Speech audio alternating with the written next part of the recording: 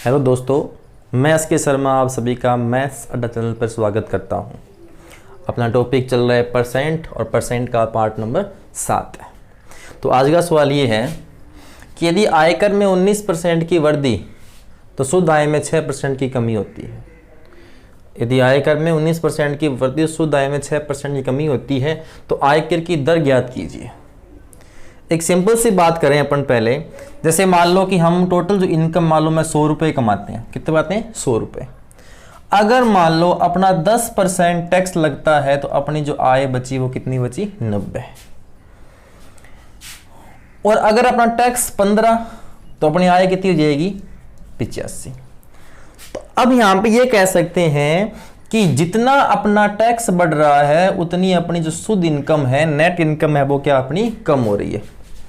Tax कितना बढ़ा? 5। तो इनकम कितनी कम हो गई? 5 कम हो गई। मतलब तो हम ये कह सकते हैं कि अपने पास में दो चीजें, ये तो अपनी है टोटल आय, ये तो है अपनी टोटल इनकम, ये अपनी है टैक्स, और ये अपना हो जाएगा नेट आय अपनी, मतलब शुद्ध आय कह सकते हैं अपन। तो मैं ये कह सकता हूं कि नेट आय का अपने सवाल में क्या है? 19%। आयकर में 19% शुद्ध आय 6% की कमी होती है। यदि आयकर में 19% की वृद्धि हो तो शुद्ध आय में 6% की कमी होती है। तो कह सकते हैं कि नेट आय का जो 6% है वो अपना जो टैक्स लगता है उसके 19% के बराबर है। हमने यहां पढ़ा टैक्स और नेट आय। नेट आय मतलब शुद्ध इनकम। इसका मतलब जितना टैक्स बढ़ेगा उतनी आय कम होगी। तो हम कह सकते, हमारे सवाल में क्या है? 6% की कमी आई तो आयकर में कितनी वृद्धि हुई? 19% की वृद्धि। तो मैं कह सकता हूं कि अपने शुद्ध आय का जो 6% है वो अपने टैक्स के किसके बराबर है? 19 के बराबर है। तो देखो बटे में तो 100 है ही, नेट 6 आए और टैक्स कितना? 19। हमने अनुपात में पढ़ा है। तो मैं यहां पे ये अनुपात में क्या पढ़ा हमने कि ये इसका उल्टा होता है ना। तो हम ये कह सकते हैं कि अपनी जो नेट आय है वो 19 और जो अपना टैक्स है वो कितना है? 6। नेट आय अपने कितनी है? 19 और टैक्स कितना है अपना? 6। कहने का मतलब शुद्ध आय 6, टैक्स लग गया उसका, सॉरी शुद्ध आय कितनी? 19, टैक्स लग गया उसका 6। इसका मतलब उनकी जो टोटल इनकम है वो 25 रुपए है। तो हम कह सकते हैं कि अपनी 6 रुपए का जो टैक्स है वो किस पे लगा है? 25 रुपए पे लगा है। 6 रुपए का टैक्स है वो किस पे लगा? 25 पे, और इनटू क्या करेंगे? 100।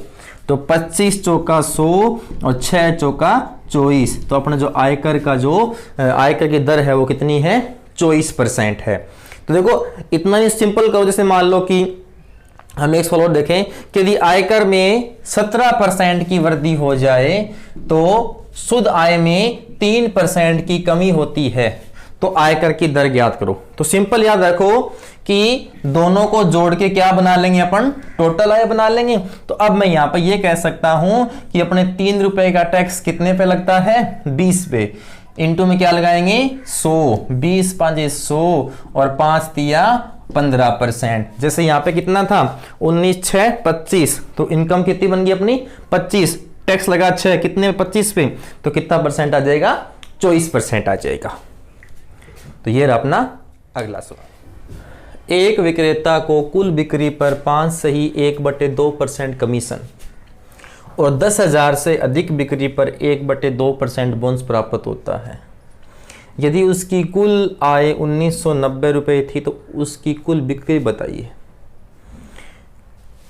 एक विक्रेता है, उसे जितनी बिक्री होती है उसका 5.5% कमीशन मिलता है। 10,000 से जैसे ऊपर जाएगा तो उसको 1/2% बोनस अधिक मिलता है। उसकी इनकम हो रही है 1990 रुपये। अब 1990 रुपये हम 5.5% के बराबर नहीं दे सकते। अगर सवाल में ये होता ना कि पूरे पर 5.5% उसको बोनस मिलता है तो हम 1990 को क्या करते? 5 से 1/2% के बराबर रख देते। लेकिन ऐसा नहीं कर सकते अपन, क्योंकि टोटल पे 5 से 2% नहीं है। 10,000 से जैसे ही ऊपर जाता है उसका 0.5% बोनस प्राप्त और हो जाता है। चलो देखिए, हम ये कह सकते हैं कि 10,000 रुपये तक तो उसका 5 से ही 1/2% का बोनस मिलता है। जैसे ही हम 10,000 प्लस हो जाते हैं, जैसे ही 10,000 प्लस हो जाते हैं तो 5.5% तो मिलता ही है उसको, साथ ही उसे 1/2% का बोनस अधिक मिलता है जैसे ही हम 10,000 से ऊपर जाते हैं। तो हम सिंपल कह सकते हैं कि जैसे ही 10,000 से ऊपर गए उसका जो कमीशन था वो कितना परसेंट हो जाता है, 6% हो जाता है। 10,000 तक तो 5.5% ही है, जैसे ही 10,000 क्रॉस करता है उसका 6% मिल जाता है। अब देखो, हम या तो हम इसको 5.5% कर ले, लेकिन देखो हमें नहीं पता कि 10,000 के ऊपर कितनी आय है, तो हम उसको घटा तो नहीं सकते, लेकिन हम इसको 6% कर सकते हैं। कैसे? कि हमें पता है कि 10,000 रुपए तक उसको 5 से 1/2% मिलता है। तो अगर मान लो उसको 1/2% और मिल जाए, मान लो उसको, क्योंकि हमें क्या करना है, 6% करना है टोटल। 5.5 तो कर नहीं सकते क्योंकि हमें नहीं पता कि 10,000 के ऊपर कितना कमाता है, तो हम कितने का आधा % निकालें। लेकिन हमें पता है कि 10,000 तक 5.5% मिलता है, इसे हम 6% कर सकते हैं। तो देखिए, हमें करना है कि अगर यहां भी 6% मिलता तो कितना मिलता, कितना एक्स्ट्रा मिलता अपने को, तो हमें निकालना है आधा %। 10,000 का 1% 100 होता है, तो 10,000 का आधा % कितना हो जाएगा, 50 रुपए हो जाएगा। मतलब उसे जितनी इनकम मिल रही है उसे 50 रुपए ज्यादा मिलता। कब? जब हमें पूरे पर 6% हो जाता। तो पहले कितने मिलते थे उसको, 1990 रुपए। 50 रुपए उसके और बढ़ जाते हैं। कब?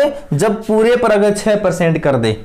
इसका मतलब इसकी जो आय थी वो 2,040 रुपए हो जाती, और परसेंट कितना हो जाता, 6%। तो अब हम ये कह सकते हैं उसका कमीशन कितना है, 6%। सवाल के हिसाब से उसकी आय कितनी हो जानी चाहिए, 2,040। मतलब ये जो 2,040 है ये 6% के बराबर है, और इंटू में लगा लेंगे अपन 100। 6 तिया 18, बच गए 2, 6 चौका 24। हम ये कह सकते हैं कि उसकी जो टोटल बिक्री हुई वो 34,000 रुपए की हुई।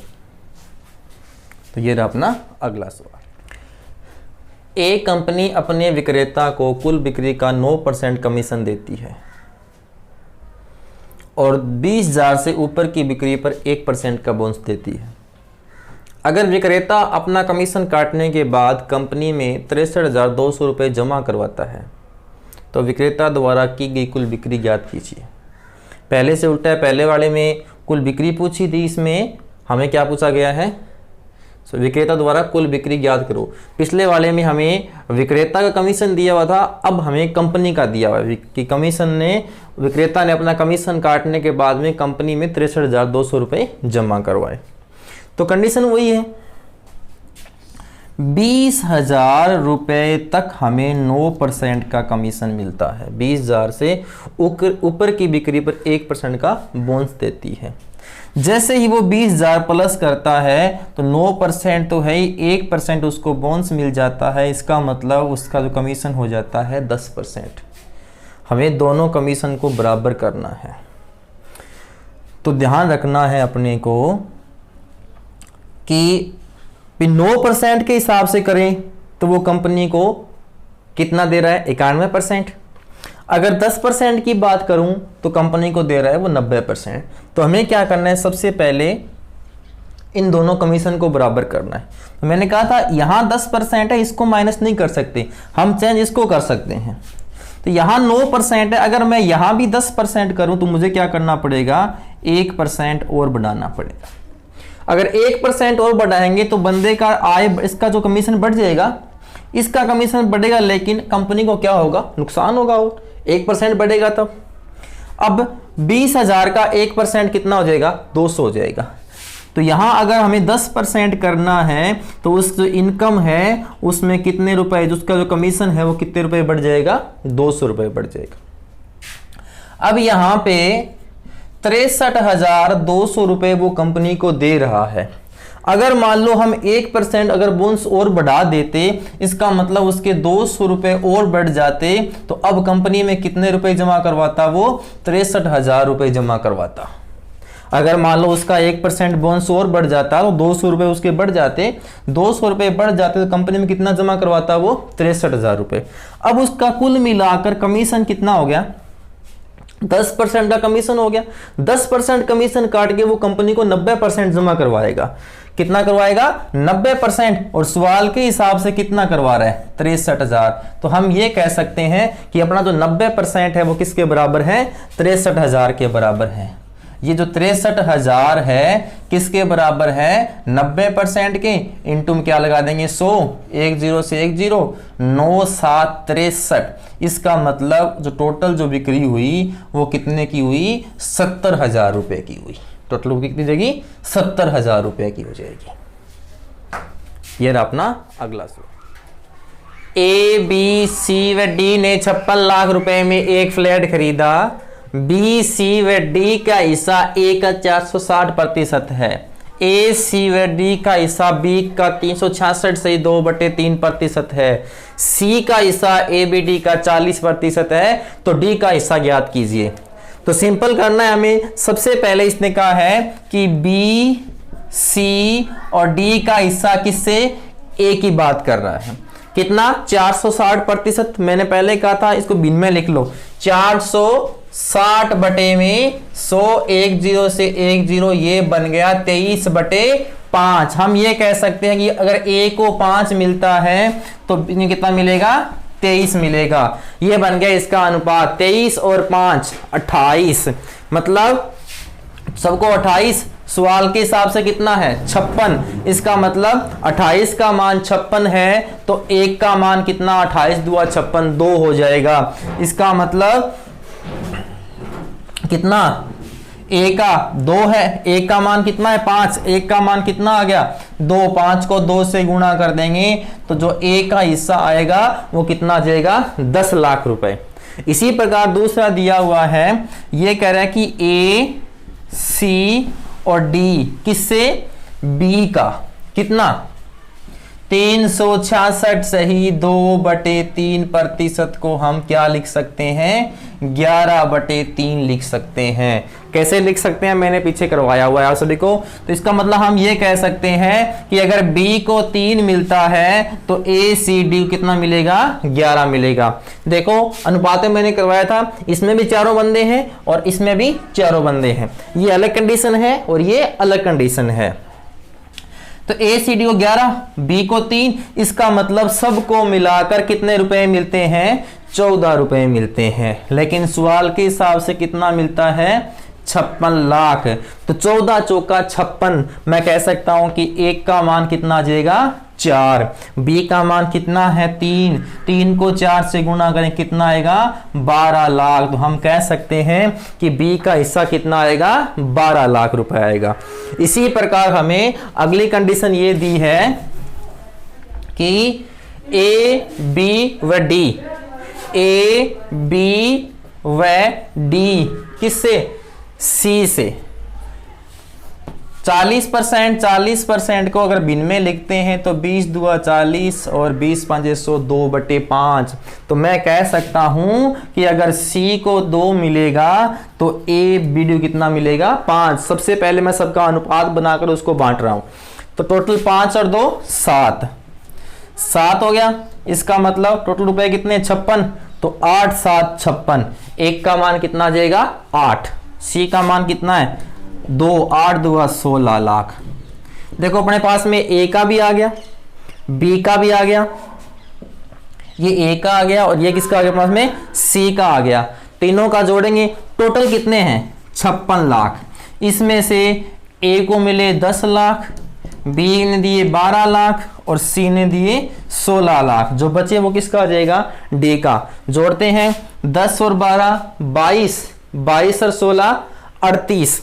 मतलब 56 लाख में से 38 लाख किसने दिए? तीनों ने।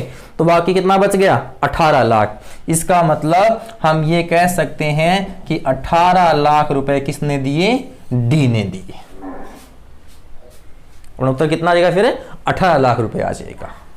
ये रहा अपना अगला सवाल। राम ने अपने धन का 30% भाग अपनी पत्नी को दे दिया, शेष धन का आधा भाग अपनी पुत्री को दे दिया, बचे हुए धन को 5 पुत्रों में बराबर बराबर बांट दिया।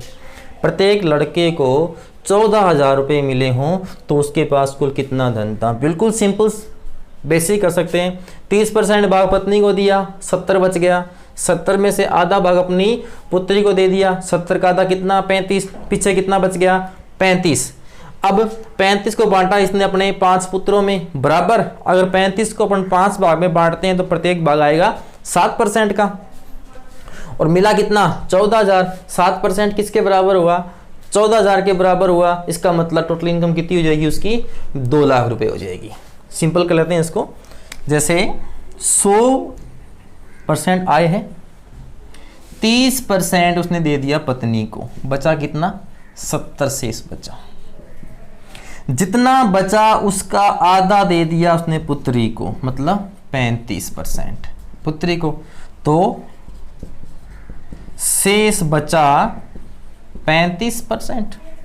35% को इसने 5 पुत्रों में बराबर बांटा। इसका मतलब अगर मैं 35% को 5 में बराबर बांटता हूं तो 5 7 35, मतलब 7% आया प्रत्येक लड़के के हिस्से में। अपने हिसाब से 7% आया और सवाल के हिसाब से कह रहा है कि प्रत्येक लड़के को 14,000 रुपये मिले। इसका मतलब ये 14,000 रुपये किसके बराबर हैं? 7% के बराबर, और इंटू में क्या लगाएंगे? 100। 7 दूवे 14। इसका मतलब राम की टोटल इनकम थी वो 2 लाख रुपए थी।